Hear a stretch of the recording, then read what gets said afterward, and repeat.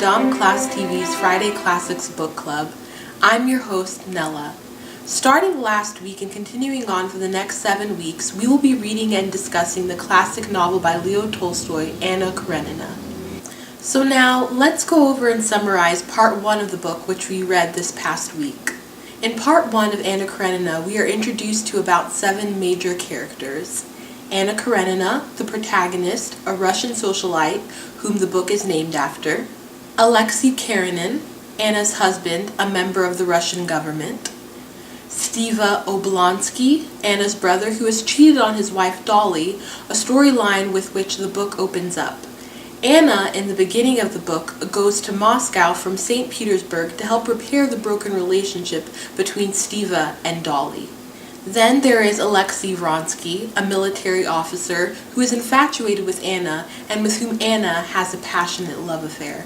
Lastly, Konstantin Levin, who is loosely connected to Anna Karenina by way of Kitty, who is Anna's sister-in-law's sibling, with whom Levin is in love.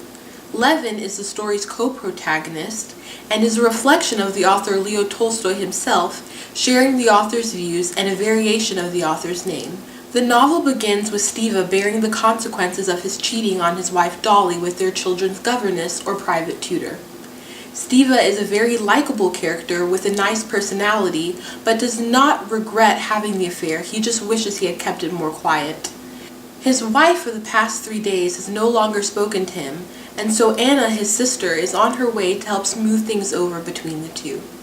This adultery of Anna's brother is a major foreshadowing of Anna's soon-to-be affair with military officer Alexei Vronsky. Steva has a friend, Konstantin Levin, whom he likes very much and thinks has come from the country to Moscow to visit him. They plan to have dinner together that night. However, Levin really happens to be in the city to see Kitty, Dolly's sister, to propose to her. Levin, after seeing his old friend Steva, finds Kitty at a skating rink, and when he admits his feelings for her, they are not requited. So Levin continues the rest of his trip in Moscow in a sadder state. But he stays because he is also in town to visit his half-brother Kaznichev and his other brother Nikolai, whose life seems to be spiraling downhill. Levin and Steva have dinner later that night, and Steva tells Levin that Kitty is infatuated with an officer named Alexei Vronsky. Yes, the same Alexei Vronsky that will later have an affair with Anna Karenina. Anna arrives in town and at the railroad station meets Vronsky, and the two immediately have a connection. When Anna arrives at Steva's house, Steva's children can't get enough of Anna. She is a very enchanting person. Anna, during her time at the Oblonskys, consoles and counsels Dolly to forgive Steva. It works, and the two end up staying together. During Anna's time in Moscow, there is a ball that all the major players in Moscow attend. At the ball, Kitty plans to strengthen her relationship with her crush Vronsky. But while at the ball, all she sees is Anna and Vronsky, who met before at the train station, essentially flirting with each other. She also seems to be the only character in the book who notices what is going on at the time. She is extremely disappointed because she used to look up to Anna and adored her, but now has to become her competition. Once the ball is over, Anna realizes that she is beginning to have feelings for Vronsky, and so has to leave Moscow at once. She has accomplished her task of bringing her brother and sister-in-law back together, and fears something happening between Vronsky and herself. She goes by train from Moscow to St. Petersburg where she lives with her husband and her son, but on her way home, as she exits the train to get a breath of the cold winter air, she sees Vronsky. He then admits to her that he had to be where she was. Anna is stunned and returns back onto the train.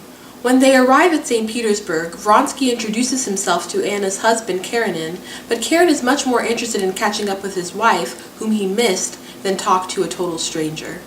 Vronsky makes a decision to believe, based on the interaction he sees between husband and wife, that Anna does not love her husband, Karenin. Anna realizes that back in St. Petersburg, things have changed. Things she didn't notice before bother her, and maybe that dissatisfaction has come from her budding feelings for Vronsky, which she now admits to herself that she has. I hope that you have enjoyed this video about Anna Karenina in part 1. For more in-depth insights of this book, please listen to the Madame ClasseTV podcast, episode 1, in which we will go over some analysis of the story and new vocabulary. If you like this video, please like it down below, and please also follow us on social media. The links are down below as well. I'm Nella, and until next time, stay classy.